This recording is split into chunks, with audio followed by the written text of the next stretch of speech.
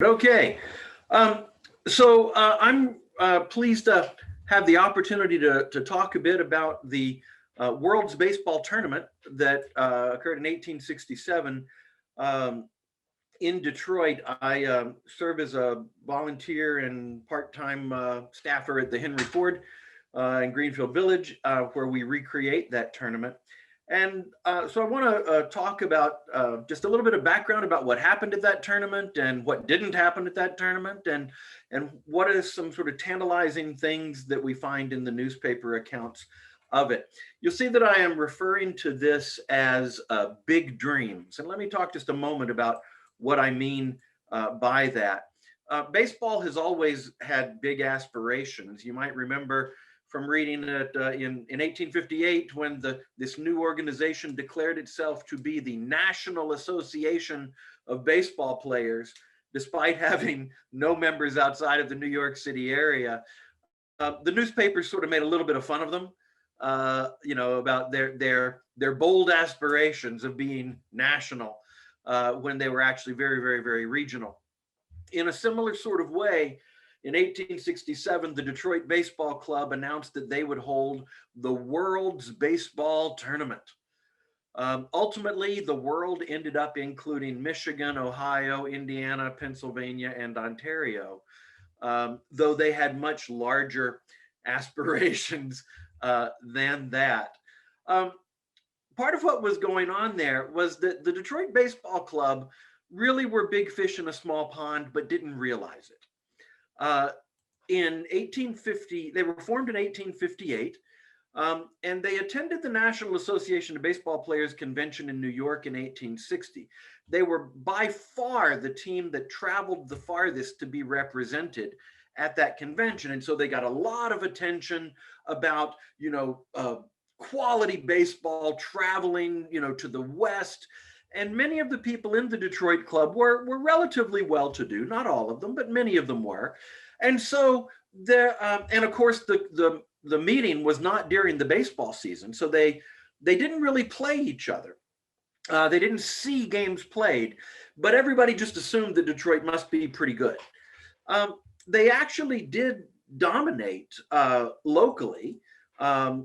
When they played many of the other clubs around, but they never, for many years, they never really faced real competition, real in the sense of, some of the Philadelphia, the New York, even the Washington clubs. And as you look at the account from the standpoint of history, you can see that they thought pretty highly of themselves, and that they probably didn't have a reason to do so. You may be familiar with the tour of the National Baseball Club of Washington, D.C. in 1867, where the National Club came through and played a lot of Midwest clubs, winning often by 70 runs, and in one case by almost 100 runs. And that was a real wake-up call to begin to help clubs in the Midwest recognize that maybe they were bigger fish in smaller ponds and hadn't quite recognized that. But nonetheless, the Detroit club really wanted to do this grand national tournament and bring people from all over to be a part of it. So there were rumors at first. They sort of spread a little bit of rumors about it. And so this is a clip from the Detroit Free Press. And I love this clip. Because it mentions that there's a game played between the first and second nines of the Detroit club. They're getting into fine trim for the grand tournament, which is to take place in August. And then they quote the Buffalo, New York Courier talking about the tournament, where it says the Detroit papers say arrangements are being made for a great, here, I love these, national and continental baseball tournament to take place in that city. We hope some of our Buffalo clubs will put in an appearance on the occasion. We have a calm confidence that the Niagaras can lay out any Michigan club. And then the Free Press follows up with their comment about that, where they say, other people have entertained the same notion for a while. So in other words, they're saying, yeah, those people think they can beat our Michigan clubs, but they're, certainly they can't. They're mistaken. Well, finally, the tournament was actually announced with formal postings in papers all over the especially in the Midwest, but also in New York, Philadelphia, and around there. And so you can see it's a fairly lengthy announcement, and I want to highlight a couple of things that are in this full announcement.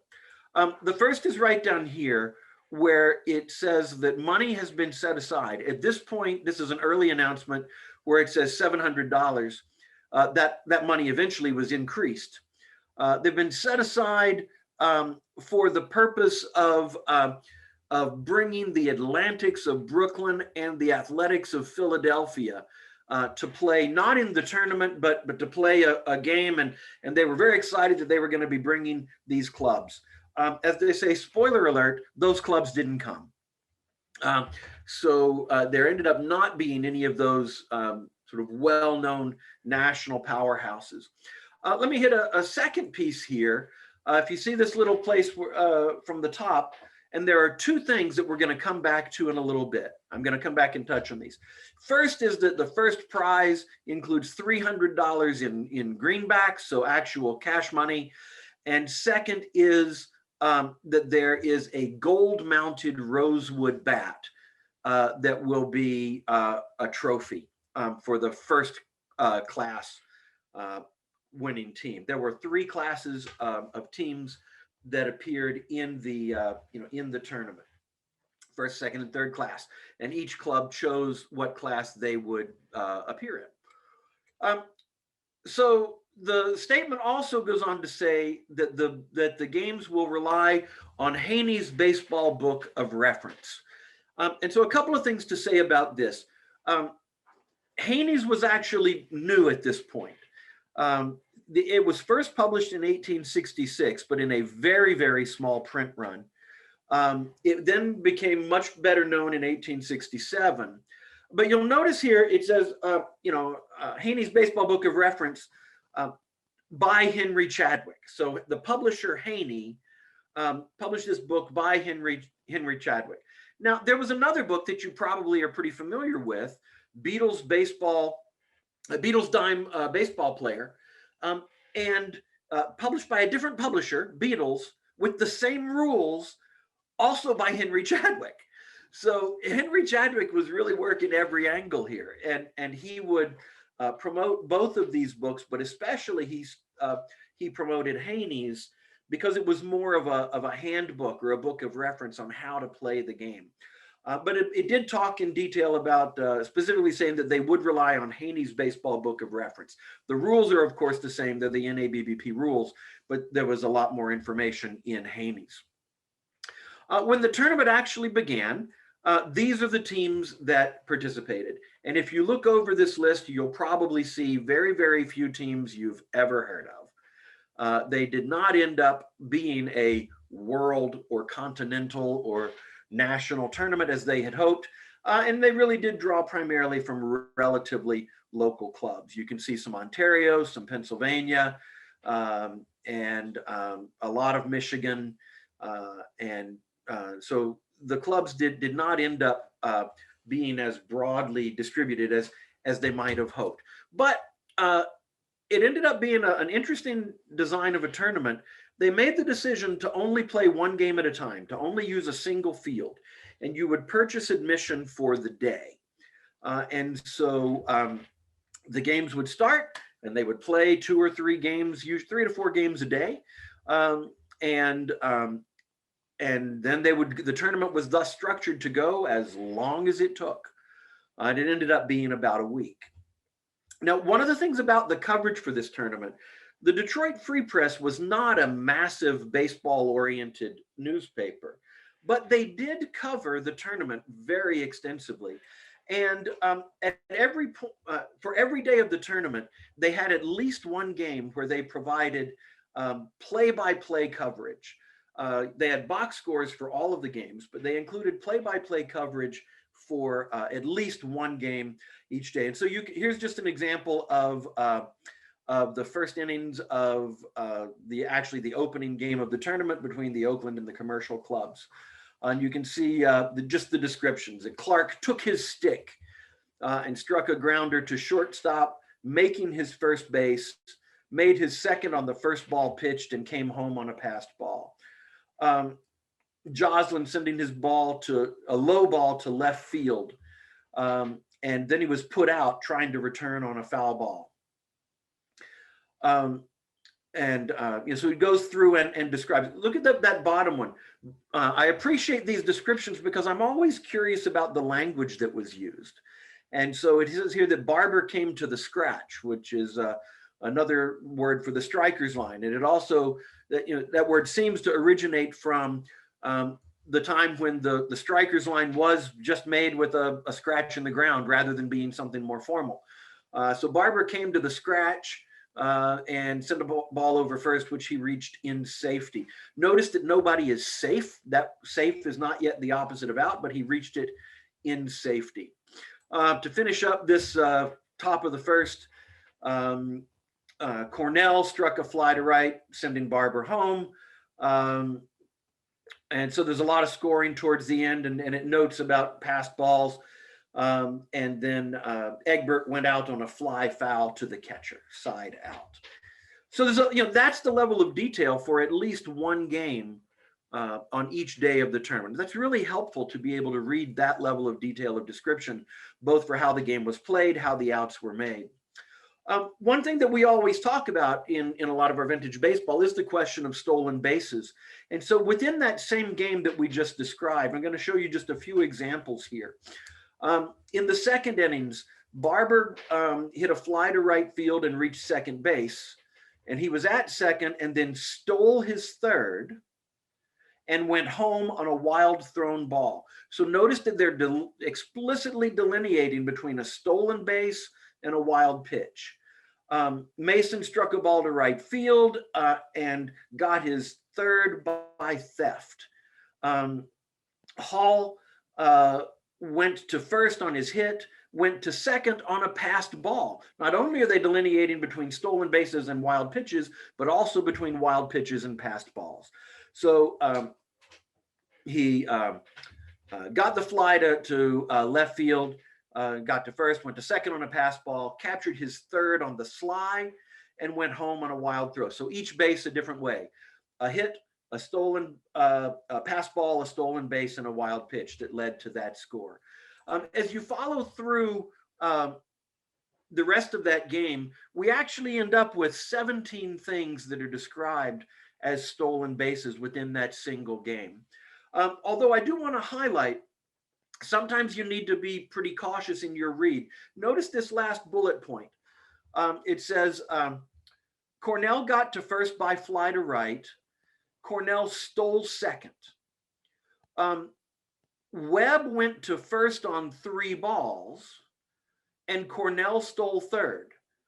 Well, that shouldn't be right. If Cornell was on second, and then Webb got a base on balls with 3 balls, then Cornell wouldn't have stolen third. He would have taken third on the base on balls. So you do want to read them carefully. Occasionally there are things that seem, you can't take everything as if it's perfectly accurate. There are, as in any newspaper account, there are errors that can creep in. There's a couple other pieces, but one tantalizing thing that I also want to highlight. There was, in addition to the coverage of the games, there was commentary. And so here is a commentary that came following the description of some games. We have noticed in all the matches played thus far that the use of gloves by the players was to some degree a customary practice, which we think cannot be too highly condemned, and are of the opinion that the Custers would have shown a better score if there had been less buckskin on their hands. This is really intriguing. This is 1867. We often talk about, you'll see people who advertise our game as, being no gloves. And here it's not that a single person was injured and so they were wearing a glove at first base to protect themselves, but that the use of gloves was to some degree a customary practice. Now, you don't see this in the Ball Players Chronicle. You don't see this in the Sunday Mercury. You don't see this in the Clipper. And so I wondered the extent to which this was a Midwest thing. I have not seen it in other descriptions of Midwest games, but this is just a really intriguing line in these descriptions to try to think about when were gloves beginning to come into play, and especially to note that the newspaper writer says, yeah, these are a really bad idea. So they were in use, but seemingly maybe they didn't yet know how to wear them effectively. So just an intriguing little piece of the puzzle that comes out of this tournament. So what happened at the tournament? Well, as I said, there were 3 classes of teams. And in the third class, the Victorias of Ingersoll defeated the Alert of Detroit 41-19 in the championship game. In the second class, the Senior Baseball Club of Ann Arbor defeated the Athletic of Detroit 66-27. A couple other things happened in that second class competition. The champion club of Olivet lost 9-0 on a forfeit. That was actually a new rule that was put in place in 1867. So that was one of the very early 9-0 games that occurred on a forfeit as a newly established rule.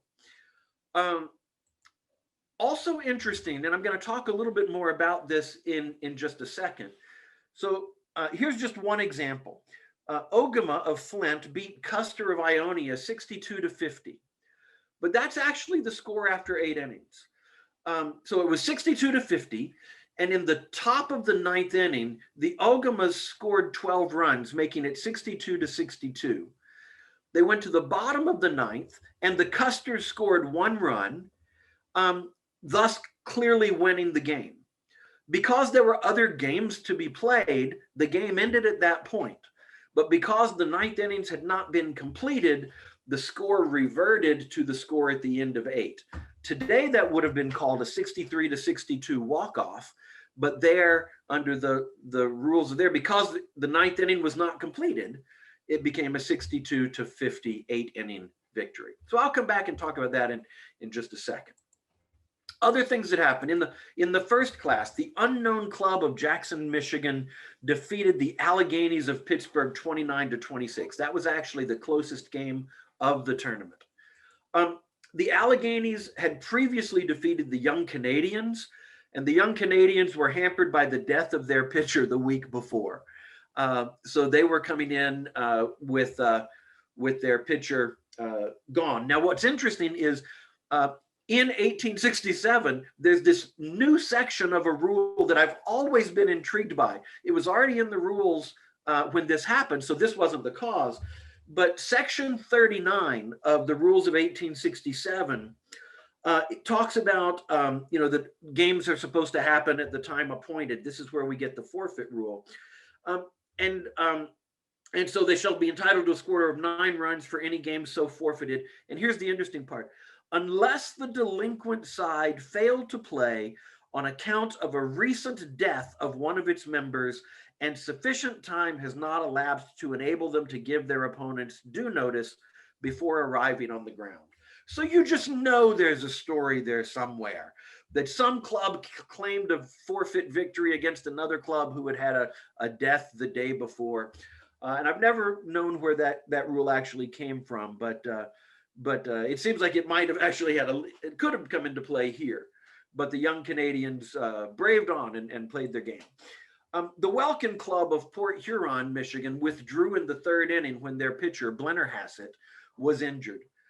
You see, it says this was rectified about 140 years later when the modern incarnation of the Welkin Club of Port Huron played in the modern version of the World Tournament. And we made a big deal of Blennerhassett's revenge when the Welkins actually played a full game in the tournament.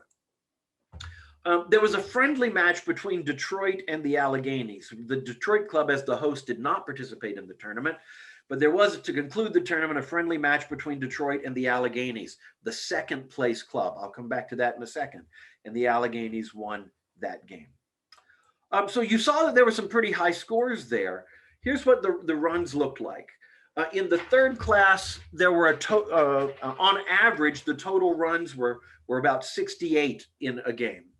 Second class, about 85 runs per game. First class, about 80 runs per game overall. About 76 runs were scored per game in the tournament. The fewest runs scored in any game were 48, and the most runs scored in any game was 112. So when we talk about the 1860s being high scoring, they certainly could be, especially in a situation like this, where when clubs decided what class they would be in, they often underscored themselves. So a team that should have been a B put themselves in the C class and just beat lots of other people. I mentioned that they were playing by Haney's, and this became a point of contention. You'll notice here, for example, that the game closed in this case, the Commercials having the lead on 8 innings to 9 for the Oaklands. So they were finishing games after 8.5, the way we do in a modern game, or they were finishing it when there was a walk-off. And that was certainly not part of the rules until the 1880s. So we know that rules are often trying to catch up with what teams are doing, what's actually happening in the game. I have not made a detailed study of this, although I've spent a few hours looking for it, and I have not found earlier examples of games ending after 8.5. So this is certainly among the earliest example of games not playing a full 9 innings as required by rule. There was a little tension in the tournament, despite the newspapers saying that everything was of highest accord. The Unknown Club of Jackson, when they submitted their roster, they listed every player as unknown. They didn't list who the players were. Well, the Detroit club who started sort of claiming that that was because the Unknown Club wasn't really a baseball club, that instead what Jackson was doing was putting together a scraped 9 or a picked 9 or an all-star team. They were going to the 4 clubs in Jackson and putting together their best rather than actually being a baseball club. So the Detroit club was making snide remarks about Jackson. Jackson, especially the Jackson newspapers, didn't take too kindly to that. And especially they pointed out that in the 1865 state championship, Detroit had imported an alleged professional from New York City who was given a no-work job to play for Detroit to help Detroit win the state championship. So Jackson thought that employing a professional was worse than having a picked 9. And so the tournament was supposed to end with a friendly game between the host Detroit and the championship team, but Jackson refused to play against Detroit. They did, however, accept the trophy bat. This is the actual trophy bat that was awarded in the tournament. And when it was originally awarded, it had 7 plaques on it, plus gold leaf on the head and on the butt. And there's a tale I'd love to tell at some point about a woman in California whose family had this bat in their attic for years. And she looked up the only plaque that was remaining on it and saw something about the National Baseball Tournament and the Unknown Baseball Club, and looked it up in Google and found the Henry Ford, and the bat returned to the Detroit area and is now on display every year at the tournament.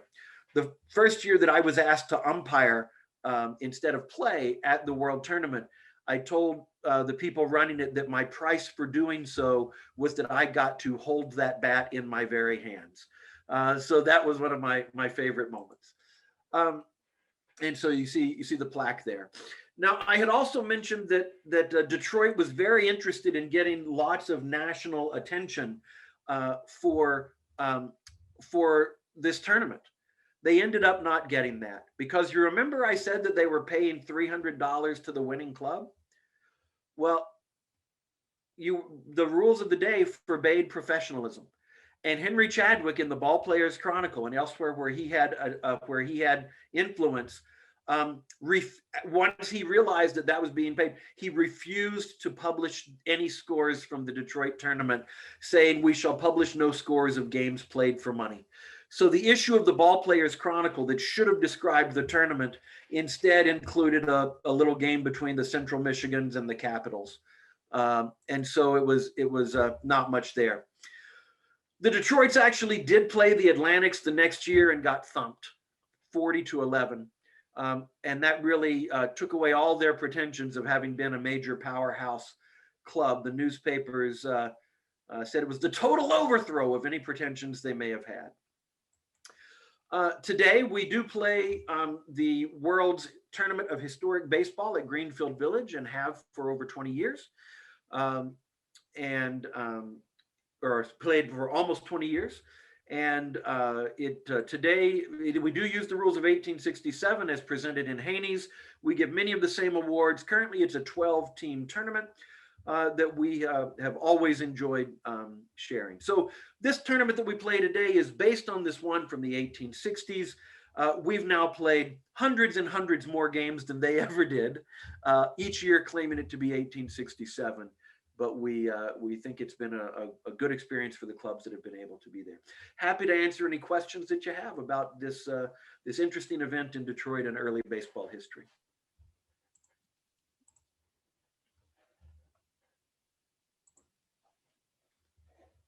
And Marcus, this is Gorky. I'm not sure if you said it and I missed it, but how long did that run? I mean, how often did they have that? One time. There was one event. It was one event. Okay. Yeah, it was not the goal of it was to, bring people from all over the country and to highlight Detroit and to highlight the Detroit club. And when they really weren't able to get much of anybody of the big names to come, they did not pursue it the following year. Hey, Marcus, were the scores a direct result of anything in particular, either amazing offense or bad defense, or just stealing? I don't know. Is there a reason why they were scoring that many runs? It's interesting. A lot of times we talk about, the bad fields, but the Detroit club was very clear that they had put a ton of money into preparing. They prepared the grandstands, and they were charging admission. But they also spent a lot of money leveling the field, and so the field should have been pretty good. And it wasn't that they were. There were like 3 games that were 100 runs. The lowest scoring game was over 40 runs. My sense is really that the teams weren't that good. Because there was no comment that said, oh my goodness, look at these high scoring games. This was absolutely normative for this time in this location. Awesome.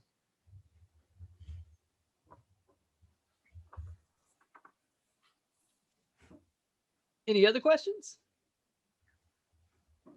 No. All right. Well, thanks for the opportunity. This is a great event, and if anybody, if you'd like PDF copies of those free press articles that describe each day of the tournament, feel free to get in touch with me, and I'd be happy to share those with you. I encourage everyone, if you get a chance to make your way to Greenfield Village to catch a vintage baseball game, it's a very, very special place. I've been lucky enough to play in almost all of the world tournaments, and it's a fantastic atmosphere for vintage baseball. Thanks, Marcus. Sure. Thanks much.